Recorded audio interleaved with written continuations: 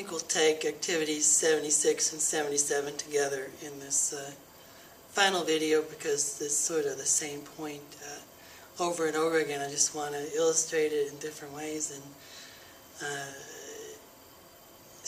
help you to see that this shows up in so many different places, this principle, and to kind of help to confirm the reality of it.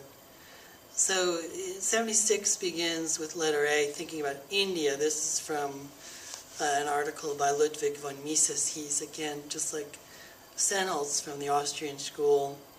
There is a website called Mises.com, I think it is, that is the Mises Institute, where you can read some more material from this perspective.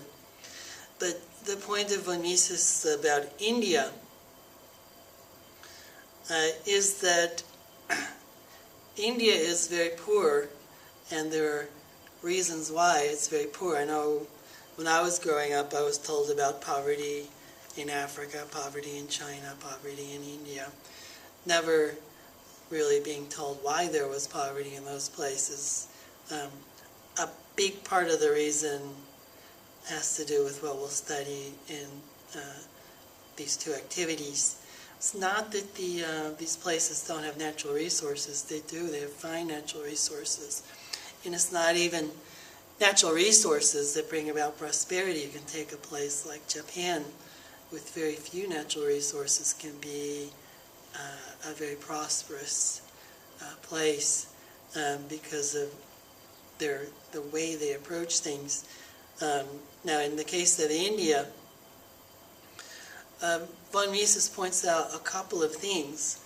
One is that nobody in their right mind from outside of India would ever invest, these are foreign investors, in India, because you have a little company in India that needs some capital to get started. No one would invest in that company, because the moment that company started making money, the Indian government would just take it. Either take the profits or take the company. That's what he means by the Indian government's confiscatory policies. They deter foreign investors from investing. Then he speaks of pro-socialist bigotry, sabotaging domestic accumulation of capital. So the individuals in India can't themselves acquire enough money to run a company, to start a company, profitable company, invest in a company, because again, the government confiscates the money that you earn. So there's no capital available from outside of India, there's no accumulation of capital within India, so you don't have companies, at least at that time in the 60s, opening, being successful, employing more people, so the country remains in poverty, and as he says, depends on the alms that Western nations give, meaning they depend on charity from other countries. This has changed now 50 years later in India, where there's more adoption of capitalist approaches and less of this pro-socialist bigotry that Mises speaks of in letter A. Letter B, Cuba, same story, different place. Cuba used to be a prosperous place that exported food, had more food than it needed. As soon as Fidel Castro and his gang conquered Cuba, had a revolution in Cuba, and established a Marxist dictatorship, they became exceedingly poor, where they don't have enough food and can't support themselves as a people, and depend on first the Soviet Union and now Venezuela, with people desperate to escape for a better life. Africa, similar story. Many of those countries in Africa were colonies of European powers. When they became independent, they rejected that Western tradition, says Ayedi in letter C, and thought that the way to go was the socialist or communist approach of the Soviet Union. Many of them became dependent on the Soviet Union, just as Cuba did, or at least adopted more socialist approaches where there was no respect for the right to acquire and possess property, and so therefore there was poverty. My teaching career, I've had students say, well, what about Sweden as an example of socialist success? Well, it doesn't say this in letter, oh, it does in letter D. It does say that the way that Sweden became a wealthy, prosperous country in the first place was through capitalism, and it was only later in the second half of the 20th century that they started adopting more socialist policies. And even now in the downturn that the world has been experiencing, their approach has been less socialistic, as I understand, perhaps than even the U.S. But don't trust me on that point. Look into it. But in any case, it's true that there's a pretty good standard of living in Sweden. But my question is, how sustainable is it if you're not respecting person and property, in particular property, that may not be sustainable over the long term. And the point of this author, Carlson, is just that the unemployment statistics are misleading in Sweden because it doesn't include people they're paying not the work, so the actual numbers are higher than the official number. Just as in the U.S., nowadays we don't count people who have stopped looking for work.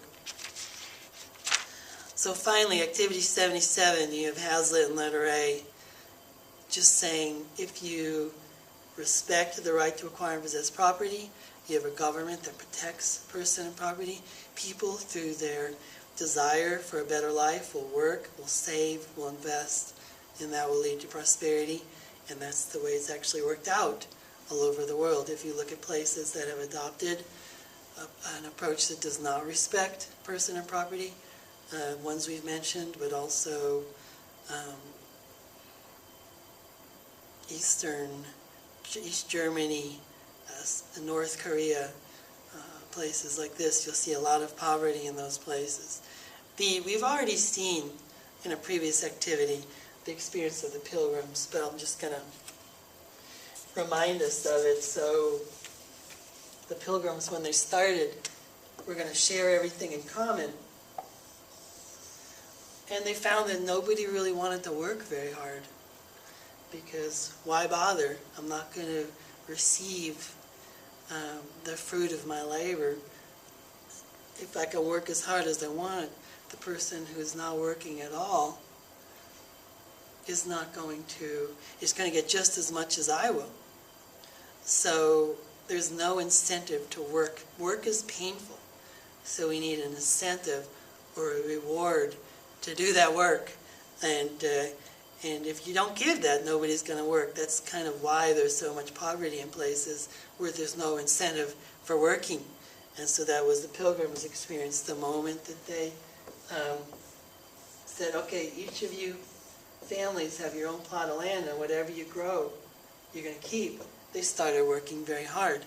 The children, the wives who used to say, we can't work, we're too weak, suddenly they're very busy working because they know they're going to benefit from their work. And please forgive me for drawing this V again, but it's just the same old story.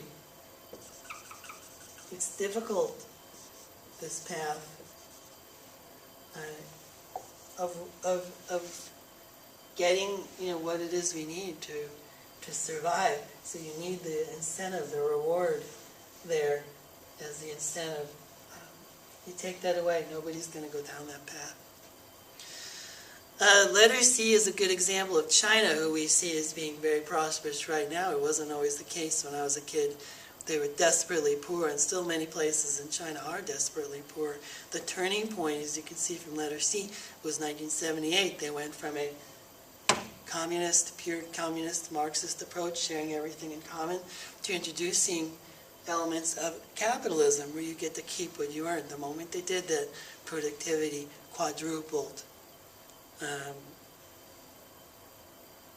or I should say over the next 20 years, productivity quadrupled because now there was an incentive for working and investing.